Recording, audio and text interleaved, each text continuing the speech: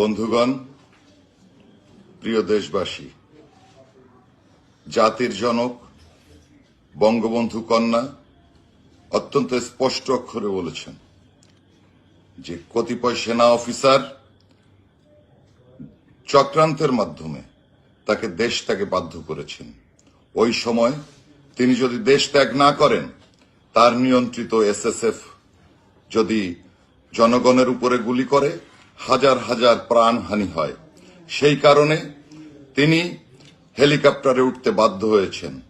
পরবর্তীতে তিনি ইন্ডিয়াতে আছেন, আমার সাথে তার কথা হয়েছে।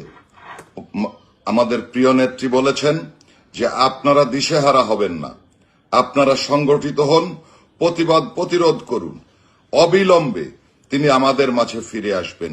জাতির জনক বঙ্গবন্ধু কন্যা সব হারিয়ে বাংলাদেশের মানুষকে তার আপনজন হিসাবে জানেন।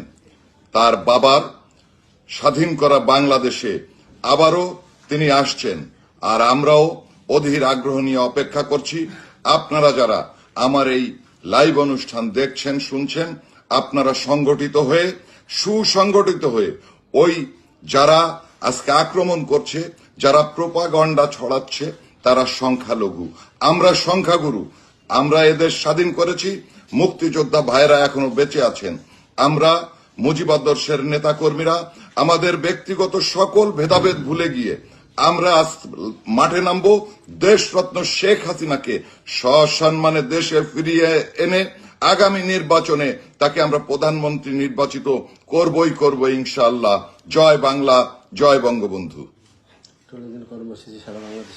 আর সারা বাংলাদেশে আপনারা কর্মসূচি পালন করবেন, আপনারা নিজেরা নিজেদের মধ্যে আলোচনা করবেন।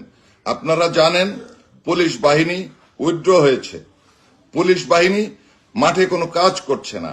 এই নিরাপত্তাহীনতার সুযোগ নিয়ে যারা আজকে অপকর্ম করে বেড়াচ্ছে, সাধারণের বাড়িতে লুটপাট করছে, আজকে সংখ্যালঘুদের উপরে অত্যাচার চালাচ্ছে, আমাদের স্থানীয়ভাবে সংগঠিত হয়ে প্রত্যেকটা ঘটনা রুখে দিতে হবে।